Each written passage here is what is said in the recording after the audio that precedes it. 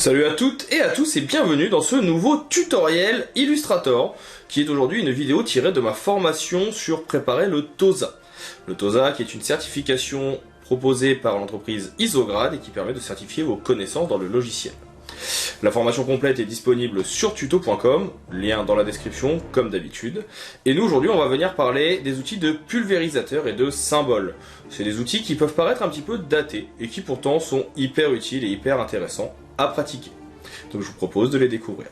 Si jamais vous avez des questions, je serai bien sûr disponible dans la section commentaires juste en dessous et ce sera avec plaisir que je viendrai y répondre. Si la vidéo vous a plu, un petit like, un partage, un abonnement, ça permet à la chaîne de continuer à se développer et à moi de continuer à vous proposer de nouveaux contenus, donc n'hésitez pas. Dans tous les cas, je vous dis à tout de suite pour le visionnage de la vidéo.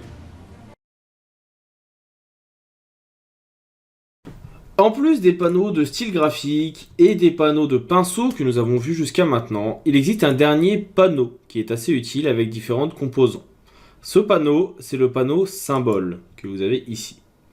Il va contenir tout simplement des éléments que vous allez pouvoir venir importer en les faisant glisser dans l'interface.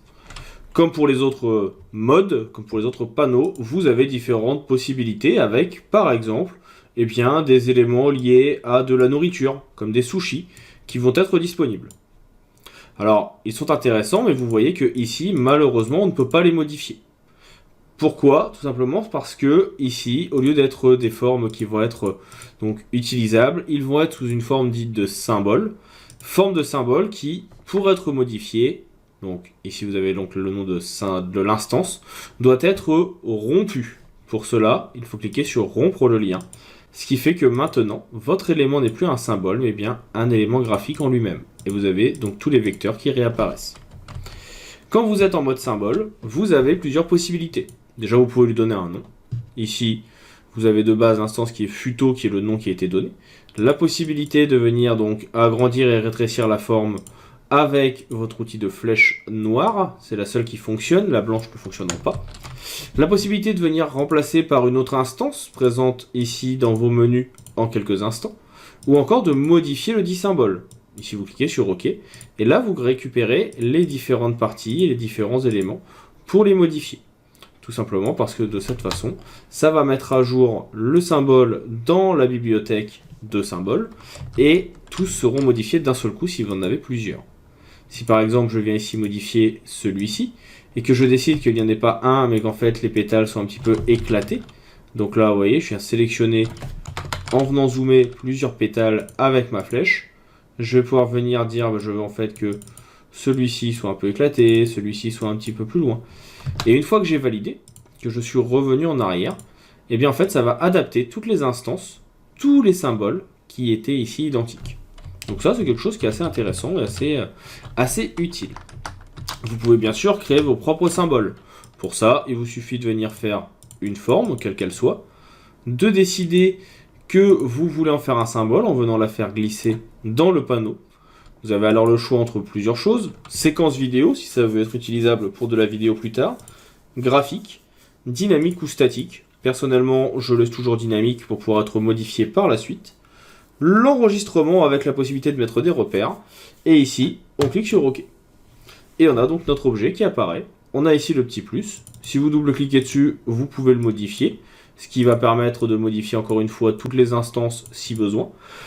Et si vous ressortez du symbole, l'élément est modifié ici. Vous pouvez, si vous n'êtes pas adepte du glisser-déposer, juste cliquer sur le petit plus à cet endroit, qui permet de le faire également.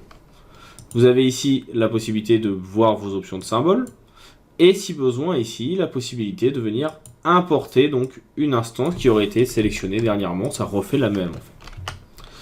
Si vous avez besoin de rompre le lien, vous pouvez le faire également depuis le panneau directement ici. Ça marche plutôt pas mal. Une autre façon de rompre le lien consiste à venir tout simplement aller dans Objet et de venir utiliser Décomposer. Vous choisissez Objet et Fond et donc ça va venir faire un groupe de votre objet. Donc là, vous voyez qu'on n'a que notre tracé.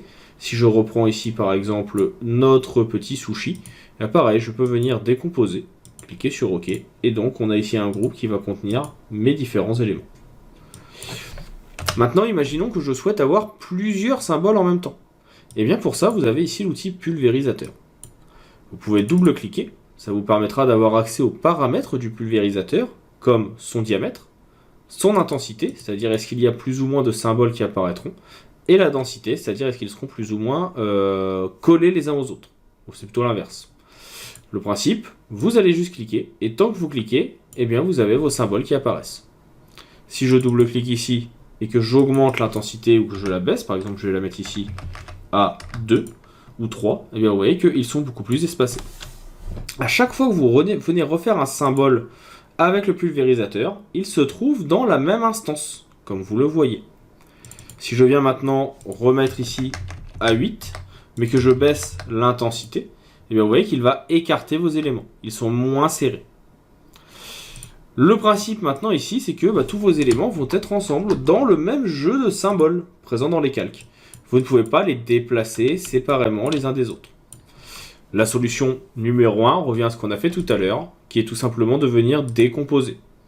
On clique sur OK, et ici donc chaque élément est donc maintenant un symbole séparé. On peut venir rompre le lien, ou bien de nouveau faire une décomposition, et faire que chaque élément maintenant soit séparé. Ça c'est la première solution. L'autre solution, c'est que quand vous êtes en mode instance, si vous restez cliqué sur votre pulvérisateur, on revient ici faire un petit double clic, on retrouve différents menus que vous allez pouvoir venir utiliser, qui sont autant d'outils assez simples à prendre en main.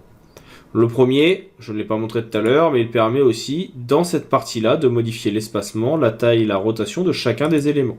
Soit ce sera la même moyenne, soit vous pouvez venir le définir avec votre tablette, vous vous mettez en utilisateur et ça fonctionnera suivant si vous appuyez plus ou moins sur la tablette. Le deuxième mode ici, c'est glissement de symboles. Il va permettre tout simplement de venir faire glisser les symboles les uns par rapport aux autres, par rapport au centre de l'instance. Le suivant, c'est espacement. Tant que vous restez cliqué, il va rapprocher les symboles entre eux. Si vous appuyez sur la touche Alt, il va faire l'inverse. Il va venir les écarter.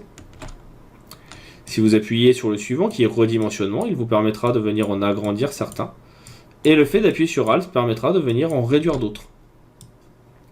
Rotation permet de venir modifier le sens des symboles pour qu'ils ne soient pas tous justement dans le même sens et de pouvoir venir avoir des formes spécifiques. Attention, ça peut être à refaire plusieurs fois pour que ça fonctionne. Dans colorisation, vous allez pouvoir venir choisir une couleur dans votre sélecteur de couleurs. Ici par exemple du vert. Plus vous resterez cliqué, plus la couleur viendra impacter la forme. Si vous faites un simple clic, le symbole se change légèrement. Si vous restez cliqué, il passera totalement vert. Si vous appuyez sur Alt, il reviendra à sa couleur d'origine, plus vous resterez cliqué longtemps. Sur le même principe, vous pouvez faire des effets de transparence. Plus vous restez cliqué longtemps, plus l'objet disparaîtra. Et en appuyant sur Alt, vous le faites réapparaître. Enfin, le dernier objet, c'est stylisation de symboles. Le principe est assez simple. Vous allez aller chercher style graphique, que vous connaissez. On va se remettre ici d'ailleurs en cadre d'aperçu.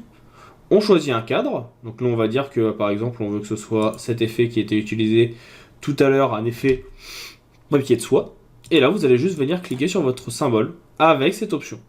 Ça prend du temps suivant la complexité, bien sûr, du symbole choisi. Et vous avez donc la possibilité de venir l'intégrer. Vous voulez rajouter une simple ombre portée ou un biseau spécifique, eh bien, on aura toujours la forme, mais le style graphique viendra s'ajouter à votre symbole et à votre instance. Ce sont des choses qui demandent beaucoup de ressources. Ça peut être très très long et très très lourd pour le logiciel. Donc faites attention à ça. C'est à ne pas négliger parce que ça peut être problématique pour le chargement. Voilà pour cette vidéo en tout cas sur les symboles. Prenez bien le temps de les comprendre, de les tester. C'est un outil qui est assez important et intéressant. Et on va maintenant nous passer à notre prochain chapitre qui aura pour trait, lui, les fonctions spécifiques. On parlera du texte, des effets de dégradé, des effets en eux-mêmes, je vous les présenterai, et de bien d'autres choses encore.